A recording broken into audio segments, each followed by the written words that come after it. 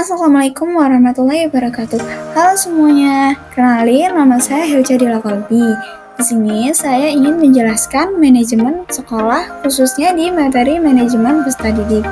Nah, pada Permendikbudristek nomor 47 tahun 2023 tentang standar pengelolaan pendidikan PAUD, Dikdas dan Dikman dijelaskan jika peserta didik adalah anggota masyarakat yang berusaha mengembangkan potensi diri melalui proses pembelajaran yang tersedia pada jalur, jenjang, dan jenis pendidikan tertentu.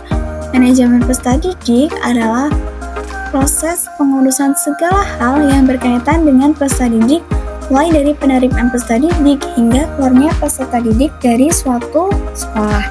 Selanjutnya yaitu PPDB atau penerimaan peserta didik baru. Di dalam Permendikbud Republik Indonesia nomor 1 tahun 2021 tentang PPDB pada TK, SD, SMP, SMA, dan SMK, persyaratan calon peserta didik baru itu pada tingkat TK, SD kelas 1, SMP kelas 7, SMA kelas 10, dan SMK. Persyaratan taman kanak-kanak atau TK itu dibagi menjadi kelompok A dan kelompok B. Kelompok A yaitu syaratnya paling rendah 4 tahun dan paling tinggi 5 tahun. Untuk kelompok B, paling rendah 5 tahun dan paling tinggi 6 tahun. Pada jenjang SD kelas 1, usia 7 tahun itu diprioritaskan dan paling rendah 6 tahun pada tanggal 1 Juli tahun berjalan.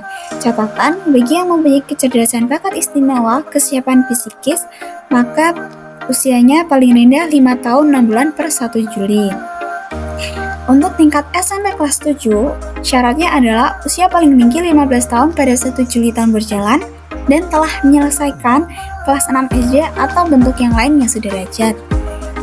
Untuk jenjang SMA kelas 10, syaratnya yaitu usia paling tinggi 21 tahun pada 1 Juli tahun berjalan dan telah menyelesaikan kelas 9 SMP atau bentuk lain yang sederajat.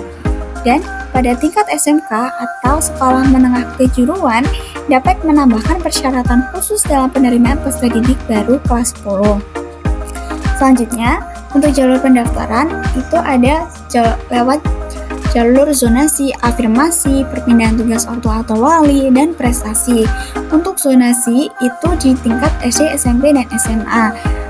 Daya tampung kuota yang diterima itu untuk jenjang SD 70% dari daya tampung sekolah.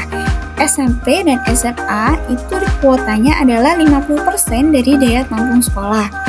Untuk jalur pendaftaran afirmasi itu 15% dari daya tampung sekolah.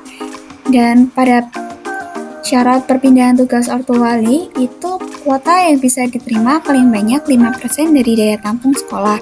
Untuk jalur pendaftaran prestasi jika ada kuota saja.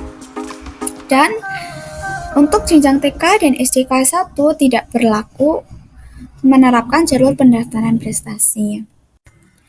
MPLS atau masa pengenalan lingkungan sekolah di dalam Permendikbud nomor 18 tahun 2016 tentang pengenalan lingkungan sekolah bagi siswa baru menjelaskan jika pengenalan lingkungan sekolah adalah kegiatan pertama masuk sekolah untuk pengenalan program, sarana dan prasarana sekolah, cara belajar, penanaman konsep pengenalan diri, dan pembinaan awal kultur sekolah yang memiliki tujuan untuk mengenali potensi diri, membantu siswa beradaptasi di lingkungan sekolah, menumbuhkan motivasi semangat, dan cara belajar efektif sebagai siswa, mengembangkan interaksi positif antar siswa, dan menumbuhkan perilaku positif.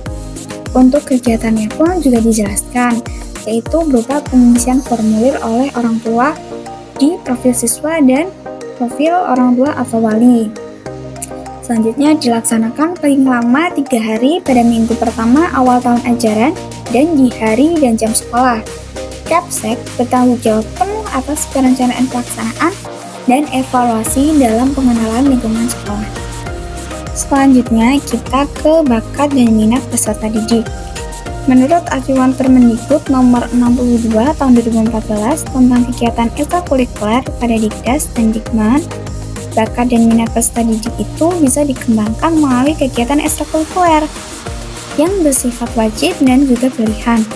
Contoh yang wajib itu seperti pramuka, kalau yang pilihan itu ke bakat dan minatnya peserta didik. Terus bentuk kegiatan ekstrakurikuler itu apa aja sih? Kayak pertama tuh ada krida, karya ilmiah, latihan oleh bakat dan minat, dan juga keagamaan. Contoh dari krida itu seperti kepramukaan, latihan kepemimpinan siswa atau LKS, PNE, dan juga paskibra. Kalau contoh karya ilmiah itu seperti karya ilmiah remaja atau bisa KIR. Terus ada juga kegiatan penguasaan ilmu dan juga penelitian. Sedangkan kalau latihan oleh bakat dan minat itu contohnya di bidang kayak olahraga nih, olahraga, seni budaya, pecinta alam, jurnalistik, teater, dan juga TIK. Terus kalau keagamaan itu biasanya di organisasi rohis. Selanjutnya bentuk-bentuk kekerasan. Bentuk-bentuk kekerasan itu bisa dalam bentuk fisik, verbal, non-verbal, dan juga media TIK.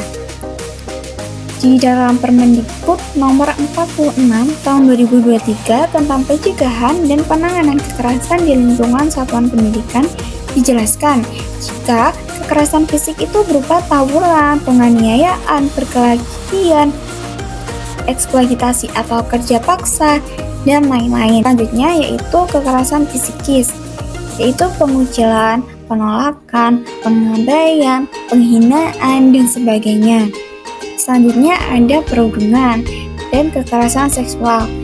Kekerasan seksual ini berupa melecehkan fisik, penyebaran video atau foto tidak senonoh, atau pemerkosaan, dan lain-lain.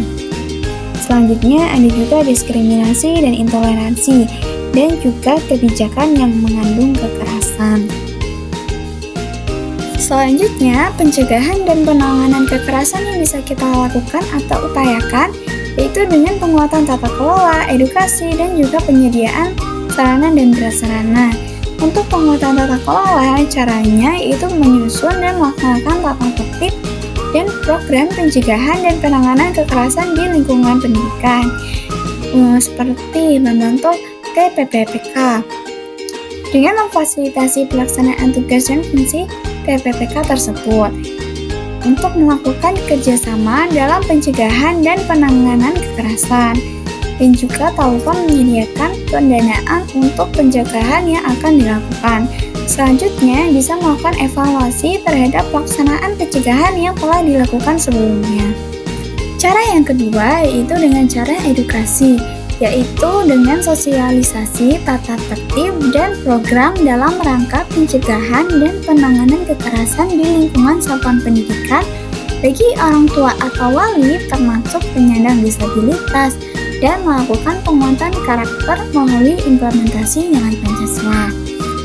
Nah, dan selanjutnya itu penyediaan sarana dan prasarana pada pelaksanaan tugas TPPK yang tadi dijelaskan, dan juga keamanan proses pembelajaran, keamanan pada ruang publik, pelaksanaan kegiatan edukasi pencegahan kekerasan, keamanan, dan kenyamanan fasilitas lainnya.